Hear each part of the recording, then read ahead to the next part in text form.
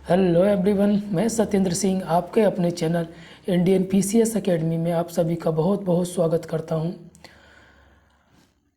आज हमारी विषय है कि हमारा इस चैनल पर जो सीरीज चल रही थी, आप सभी को पता है, जो लोग मुझसे पहले से जुड़े हुए हैं उनको पता है कि मैं महिला आंगनबाड़ी सुपरवाइज़र मध्य प्रदेश की उसकी जो भर्ती आने वाली है उसके लिए क्लासेस ले रहा हूँ। और जैसा कि मैंने आप लोगों से वादा किया था कि जितनी भी जैसे सिलेबस में जितने भी टॉपिक्स जितने भी कंटेंट दिया गया है सारा हम यहाँ पर क्या करेंगे, कवर करेंगे।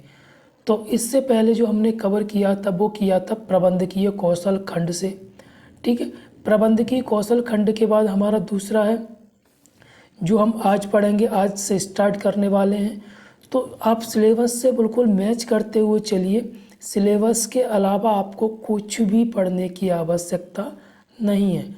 जितना सिलेबस में पढ़ाया यानी बताया गया है कि ये एग्ज़ाम में आएगा, सिर्फ उतना ही आपको पढ़ना है। अगर आप उतना ही पढ़ लेते हैं ना और बार बार उसका रिवीजन कर लेते हैं तो आपका एग्ज़ाम बहुत बेहतरीन जाने वाला है। मैं आपको बार बार एक चीज़ दोहराता हूँ कि क्या कि आपको टेस्ट लगाना है, यानी मॉक लगाना है, खुद के मॉक बनाते चलना है हर एक लाइन से। क्लियर। और दूसरी बात, जितना भी मैं यहाँ पर पढ़ाता हूँ बस उसके आपको रिवीजन करना है और बार बार रिवीजन करना है, आपको छोड़ना नहीं है बीच में। ठीक है, चलिए। तो आज हम जैसे कि मैंने जो आपको बता चुका हूँ कि ये जो मैं पढ़ा रहा हूँ वो विनर्स की जो बुक्स आई हैं आंगनबाड़ी को लेकर, तो उसके कंटेंट को पूरा मैं फॉलो कर रहा हूँ। तो आपको भी अगर जैसे मुझसे पहले पढ़ना है, मेरे साथ अगर रिवीजन करना है तो आपको क्या करना है, इस बुक को ले लेना है। मैंने आपको पहले बता चुका हूँ कि क्लासेस में कि कौन सी बुक है, आपको मिल जाएगी आसानी से। ठीक है, मार्केट में कहीं पे भी आप ले सकते हैं। क्लियर। तो पूरी बुक फॉलो कर रहा हूँ, उसके अनुसार आज हम जो बुक स्टार्ट कर रहे हैं उस बुक का जो हम पूरी समरी इंडेक्स देखने वाले हैं वो क्या है। पहला क्या है हमारा रहेगा, इकाई 1 में बाल विकास का परिचय। उसमें क्या रहेगा, बुनियादी अवधारणाएं, वृद्धि एवं विकास, विकास की विभिन्न अवस्थाएं, विकास पर आनुवांशिकता व पर्यावरण का प्रभाव, प्रीनेटल विकास यानी प्रसव पूर्व विकास, जन्म से 3 वर्ष में विकास, ठीक है, जिसको शैशवावस्था बोलते हैं, फिर 3 से 6 वर्ष में विकास, इसको प्रारंभिक बालावस्था बोलते हैं। पहले मैं क्या करूँगा, इसको पूरे को समझाऊंगा। आज भले ही मैं यानी क्लास स्टार्ट ना कर पाऊँ, यानी कंटेंट को स्टार्ट ना कर पाऊँ, लेकिन जब आप सिलेबस को अच्छे से समझ लेंगे, यानी इस इंडेक्स को अच्छे से समझ लेंगे तो आगे की चीज़ भी आसानी से आप समझ सकते हैं। तो बुनियादी अवधारणा का मतलब क्या होता है, जो भी बेसिक स्ट्रक्चर होता है, जो भी बेसिक चीज़ें होती हैं, इसमें ऐसा कुछ समझाने को नहीं है। तो जब हम पढ़ेंगे अभी अंदर जाके तो वहाँ पे इसको हम समझ लेंगे। फिर होता है वृद्धि और विकास। ठीक है, वृद्धि और विकास में अंतर क्या होता है, ये होता है विकास यानी डेवलप, ये होता है ग्रोथ यानी वृद्धि। ठीक है, वृद्धि का मतलब आज हम 1 पैसा कमा रहे हैं, कल हम 2 पैसा कमाएंगे तो ये हमारा क्या होता है, विकास नहीं होता, ये हमारी वृद्धि होती है। विकास में क्या होता है, विकास में अंतर क्या होता है वृद्धि और विकास में। विकास जैसे हमने 1 से 2 रुपये कमाया तो हमारे जीवन में कितना परिवर्तन आया, इस 1 रुपये के मुकाबले 2 रुपये में हमारे जीवन में कितना परिवर्तन आया, हमारे रहन सहन में, हमारे खान पान में कितना क्या बर्ताव आया। ठीक है, वो कहलाता है पूरा विकास। तो विकास की जो अवस्थाएं होती हैं, जो लेवल होते हैं, चरण होते हैं, वो इसमें समझेंगे कि विकास को हम कैसे कैसे समझने, कैसे विकास के क्या क्या चरण होते हैं। फिर क्या होता है, ये मैंने एग्जाम्पल दिया था यहाँ पर, इकोनॉमी से संबंधित नहीं, विकास यहाँ पर ये बाल विकास से संबंधित है। ठीक है ना, बच्चे के विकास से, इतना याद रखना है ना। फिर यहाँ पर दिया गया है विकास पर आनुवांशिकता एवं पर्यावरण का प्रभाव। अगर किसी बच्चे की हाइट कम रहती है, उसका डेवलप नहीं हो पाती, उसकी बॉडी ग्रोथ नहीं कर पाती है, तो उस पर जेनेटिक इम्पैक्ट क्या पड़ता है और पर्यावरण यानी एनवायरनमेंट का इम्पैक्ट क्या पड़ता है। जैसे जेनेटिक का मतलब क्या होता है मैं आपको समझाता हूँ, आप लोगों को नहीं पता होगा। तो जेनेटिक का मतलब ये होता है, आपने मूवियों में देखा होगा कि अगर मूवियों में क्या होता है, परंपरा चली आती। कैसी परंपरा? अगर दादा के कहीं तिल है, मसा है, जो भी चीज़ है, बॉडी पे कोई भी मार्क है, तो उसके दादा के लड़के यानी हमारे पिताजी को होगा, फिर पिताजी से वो चीज़ हम में आएगी।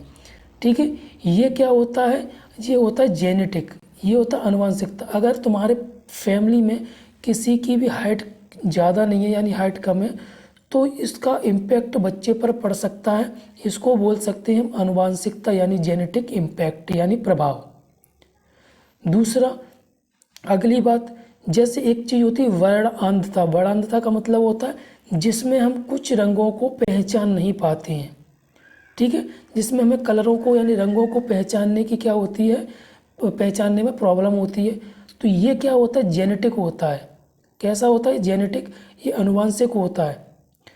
फिर अगर हम पर्यावरण की बात करें, पर्यावरण की बात मैं कैसे बताऊं आपको? देखिए, अगर कहीं आप ऐसी जगह पे रह रहे हैं, यहाँ पर ना तो आपको पानी शुद्ध मिल रहा है, ना आपको हवा शुद्ध मिल रही है, ना आप वहाँ के खान पान यानी खाना शुद्ध मिल रहा है, तो वहाँ पर अगर ऐसी चीज़ है तो आप समझ सकते हैं कि वहाँ के जो बच्चे होंगे उनका विकास कैसे होगा। तो ये होता है पर्यावरण का प्रभाव। समझ में आ गया ना? बिल्कुल ठीक है। अब होता है प्रीनेटल विकास यानी प्रसव पूर्व विकास। यानी जैसे जब बच्चा गर्भावस्था होती है, जब वो बच्चा पेट में होता है माँ के, तो तब क्या विकास होते हैं उसके पेट के अंदर यानी गर्भ के अंदर क्या क्या विकास होते हैं, वो सब चीज़ हम इसमें पढ़ेंगे। फिर होता है जन्म से लेकर 3 वर्ष के जो भी मानसिक विकास, जो भी स्ट्रक्चर यानी बॉडी का विकास जो भी होता है, बौद्धिक विकास होता है, वो सब हम इसमें पढ़ेंगे 0 से यानी जन्म से लेकर 3 वर्ष। फिर होता है 3 से 6 वर्ष में जो विकास होता है उसको हम प्रारंभिक बालावस्था बोलते हैं। अब मैं आपको एक क्वेश्चन इसी कंटेंट से क्वेश्चन बताता हूँ। ठीक है, कैसे? अब आपसे पूछा जाएगा कि प्रीनेटल विकास क्या कहलाता है, तो इसको बोल सकते हैं प्रसव पूर्व विकास।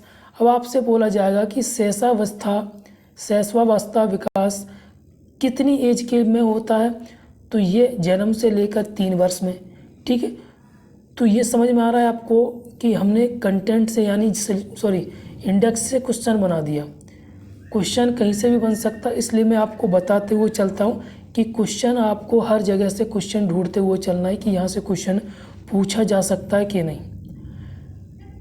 ठीक है, तो शैशवावस्था क्या होती है? जन्म से 3 वर्ष के विकास को शैशवावस्था बोलते हैं।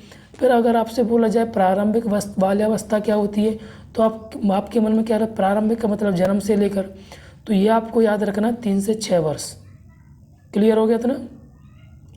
तो ये पूरा कंटेंट हमारा था बाल विकास के ऊपर। चलिए, अब इकाई यानी यूनिट 2 को हम देखेंगे, समझेंगे। ठीक है, तो यहाँ से देखिए एक एक चीज़ क्लियर करते। अब बच्चा क्या 6 साल में यानी बड़ा हो गया, उसके बाद क्या होगा? शाला पूर्व शिक्षा। ठीक है, तो जैसे स्कूल जाने से पहले क्या क्या बच्चा सीखता है, क्या क्या उसमें परिवर्तन आते हैं, तो शाला पूर्व शिक्षा यानी जो हम घर पे सिखाते हैं, परिवार में सिखाते हैं, थोड़ा मोहल्ले में जाता है बच्चा तो वहाँ पे सीखता है। ठीक है, आयु अनुरूप सीखने की श्रेणियाँ व स्मरण यानी कौन सी आयु में वो क्या सीखता है। जैसे कोई बच्चा होता है बोलना सीखता है, तो बोलने की आयु क्या होती है? 1 साल, 2 साल, 2.5 साल, मतलब जो भी होती है ना। बच्चा लगभग थोड़े थोड़े वर्ड्स बोलना, मतलब जैसे हम समझ नहीं पाते हैं, 1 साल के बाद वो बोलना स्टार्ट कर देता है। तो आयु के अनुरूप उसके सीखने की, ठीक है, और श्रेणियाँ व स्मरण, उसको क्या याद रहता है, क्या क्या चीज़ें सीखने की प्रक्रिया। जैसे आपको मैं बताऊं, जैसे अगर बच्चा छोटा बच्चा है तो वो फैमिली के किसी भी मेंबर पर आसानी से चला जाता है, उसके साथ रह लेता है। लेकिन वहीं अगर वो फैमिली के आउट अगर किसी पे जाए तो वो रोने लगता है। तो ये क्या है? इस यहाँ पर वो सीख भी रहा है और उसको स्मरण यानी उसको याद भी है कि ये मेरा फैमिली का मेंबर, उसको फेस याद है। क्लियर? ओके, चलिए। अब होता है सीखने की प्रक्रिया, मतलब सीखने की क्या क्या प्रोसेस होती है और मानसिक क्षमताएं। फिर शारीरिक व गत्यात्मक विकास, शारीरिक विकास क्या होता है। फिर संज्ञानात्मक विकास, भाषा का विकास, सामाजिक विकास, भावनात्मक विकास, सृजनात्मक एवं सौंदर्य बोध का विकास। तो ये सब चीज़ें हम आगे पढ़ने वाले हैं। . . . . . . . . . . . . . . . . . . . . . . . . . . . . . . . . . . . . . . . . . . . . . . . . . . . . . . . . . . . . . . .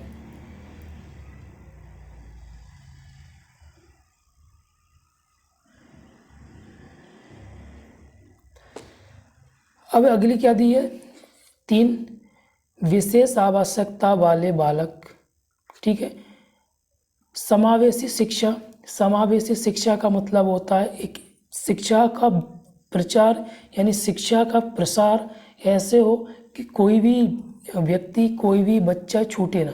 मतलब समावेशी का मतलब होता है सब जगह उसका क्या हो जाना, समावेश हो जाना। ठीक है, फिर एकीकृत शिक्षा, फिर विशेष आवश्यकता वाले बालकों की पहचान व प्रकार व उनकी शिक्षा, विशेष आवश्यकता वाले बालकों हेतु संस्थान, राष्ट्रीय व राज्य स्तरीय कार्यक्रम।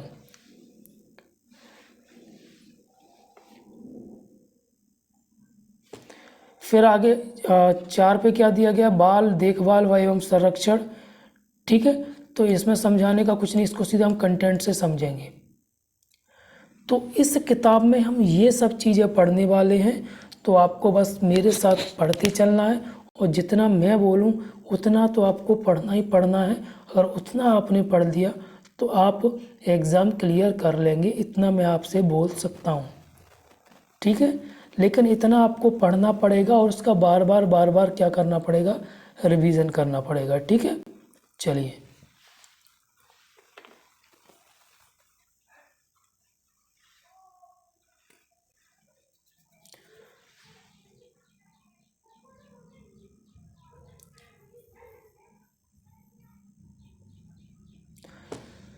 सबसे पहले हम पढ़ेंगे चैप्टर नंबर 1, बाल विकास का सामान्य परिचय।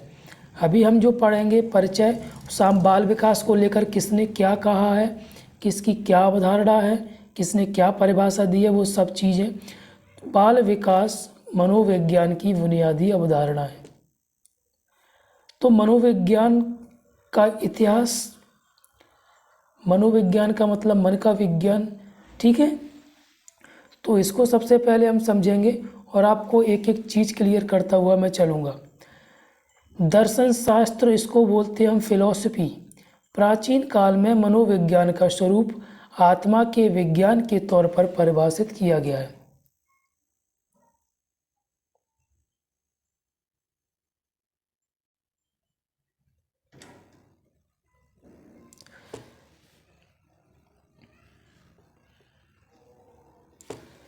प्राचीन काल में मनोविज्ञान का स्वरूप आत्मा के विज्ञान के तौर पर क्या किया गया है, परिभाषित किया गया है।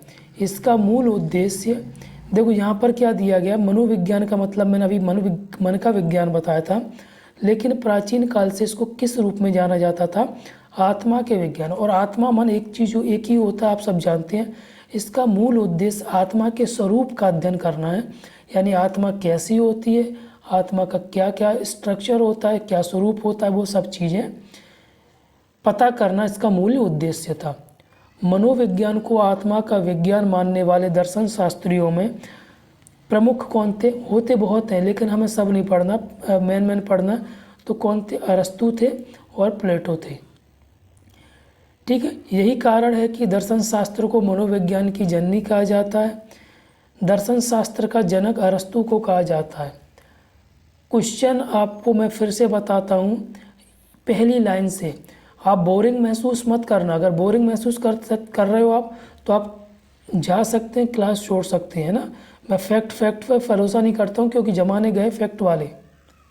जब तक आप कॉन्सेप्ट पर नहीं पढ़ोगे तब तक आप कोई भी एग्ज़ाम, रिसेंटली हाल ही में कोई भी एग्ज़ाम आप नहीं निकाल पाओगे, यानी आज के टाइम पर। तो जो बोरिंग महसूस कर रहा है, जिसको बोल रहा है क्या बोरिंग क्लास, वही बार बार रिपीट, अगर आपको एक बार में समझ में आ रही है तो ठीक है, बढ़ते जाइए आगे। नहीं समझ में आ रही तो आपको पढ़ना पड़ेगा। तो इस लाइन से हमें क्या क्वेश्चन बनाना है, प्राचीन काल में मनोविज्ञान का स्वरूप यानी मनोविज्ञान किससे संबंधित माना जाता है, आत्मा के विज्ञान से, पहली चीज। अब आपसे क्वेश्चन बोला जाएगा कि मनोविज्ञान को आत्मा का विज्ञान कहने वाले दर्शन शास्त्रियों में कौन कौन थे, अरस्तु और प्लेटो। 2 क्वेश्चन। तीसरा क्वेश्चन, यही कारण है कि दर्शन शास्त्र को मनोविज्ञान की जननी कहा जाता है। तीसरा क्वेश्चन क्या है, किसको मनोविज्ञान की जननी कहा जाता है, तो दर्शन शास्त्र को। चौथा क्वेश्चन क्या है हमारा, दर्शन शास्त्र का जनक किसे कहा जाता है, तो अरस्तु को कहा जाता है। 4 क्वेश्चन हमारे यहाँ से क्लियर हो गए। चलो आगे बढ़े।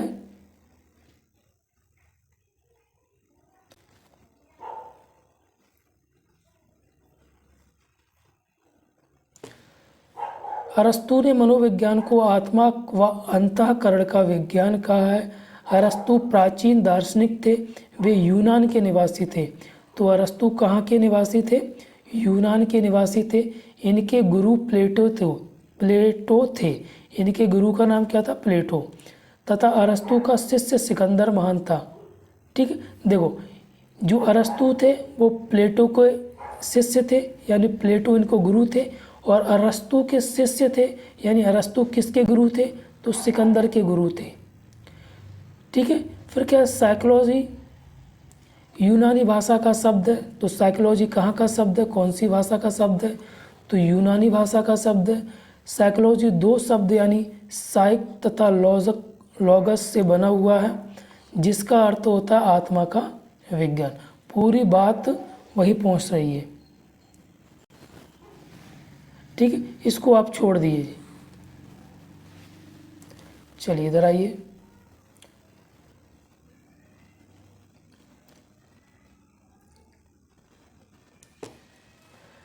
मनोविज्ञान मस्तिष्क का विज्ञान। मनोविज्ञान यानी मस्तिष्क का विज्ञान 17वीं शताब्दी के दौरान साइकोलॉजी में साइक का अर्थ है मन तथा मस्तिष्क माना गया है। मतलब इसका अर्थ क्या माना गया? 17वीं शताब्दी में इसका अर्थ क्या माना गया है? मस्तिष्क या मन। ठीक है, इसको आप छोड़ दीजिए, ये आपके काम का नहीं है, इसको छोड़ दीजिए, है ना।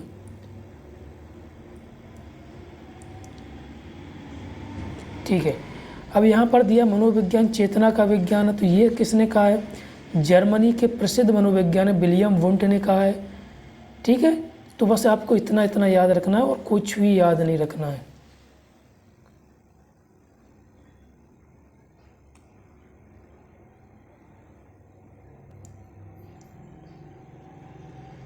ये यूपीएससी में सिगमंड फ्रॉइड वगैरह ये सब चीज़ें हम पढ़ते हैं। हालांकि यूपीएससी सिलेबस में नहीं है, लेकिन हम पढ़ते जब एथिक्स पढ़ते हैं तो अभी आपके काम का नहीं है। इस चीज़ में आपको बिल्कुल भी दबाव नहीं लेना है।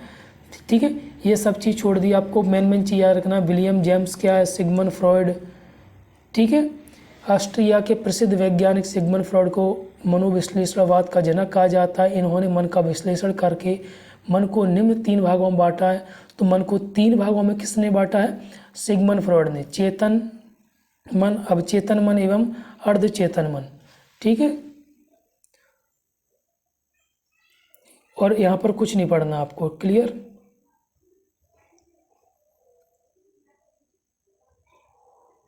ये छोड़ दीजिए।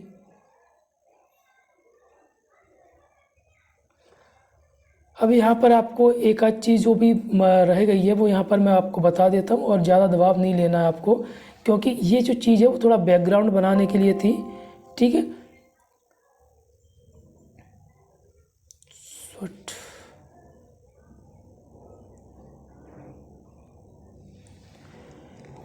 यहाँ पर क्या लिखा है? कुछ स्मरणीय तथ्य हैं। ठीक है, सर्जन शास्त्र का पिता गोल्टन को कहा जाता है। भारत में मनोविज्ञान का जनक नरेंद्रनाथ सेनगुप्ता को कहा जाता है। ठीक है, ये दोनों चीज़ आपको याद रखना है। कल इसके आगे मैं कंटिन्यू करूँगा। तब तक के लिए आप इसको और इससे पहले जो मैंने पढ़ा है उसको, उसके टेस्ट सीरीज बनाइए और उसको याद कीजिए बराबर। ठीक है ना, बार बार रिवीजन, बार बार उसको टेस्ट सीरीज लगाइए, फिर आपका कहीं भी कंटेंट नहीं छूटेगा। ठीक है, चलिए।